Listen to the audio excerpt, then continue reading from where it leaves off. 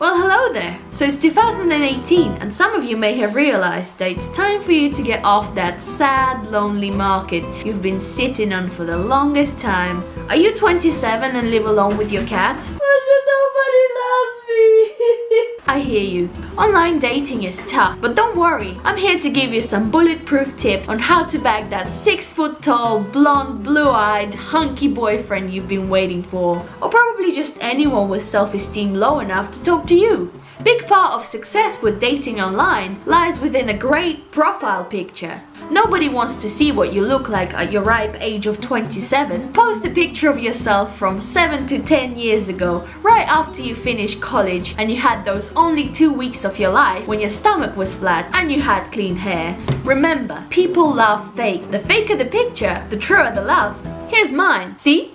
Success. Now let's say there's been a miracle and somebody actually messaged you, either by accident or well, they're actually insane. Don't give in to temptation of messaging him back and saying things like, "Hi, how are you? I really like your profile picture." What you have to remember is, men love rejection. This is what will make you stand out and make him chase you. If you said something along the lines of, "Hey, how are you?" what you should then straight away say is, they have to know that you're a woman with a backbone and you won't just be giving away things like politeness, grace, or common sense. Let him know that he has to earn those things, and let's just be honest, there's not enough to go around anyway. When he wants to get to know you and asks you questions about yourself, I highly recommend one word or one letter answers, or, and this is my favorite, send him a single emoji with no context.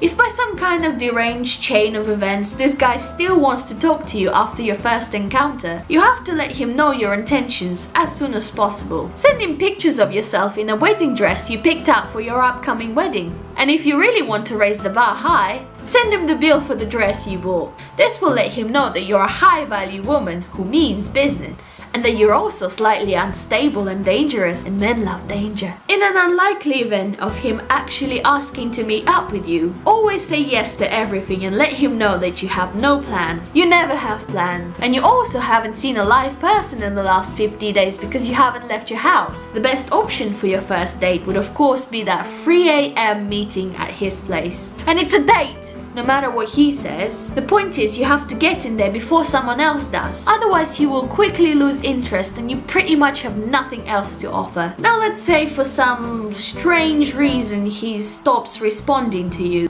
It's probably because he died. Or maybe because he's scared of you and trying to avoid all contact. But most likely because he died. Either way, when this happens, you have to let him know that you're not going anywhere. Ever.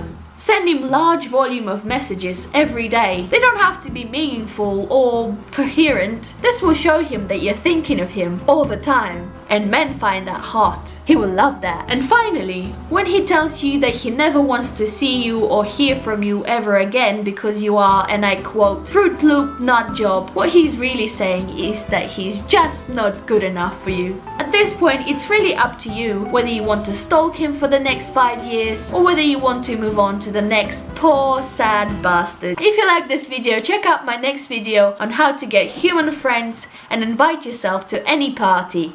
Bye! Online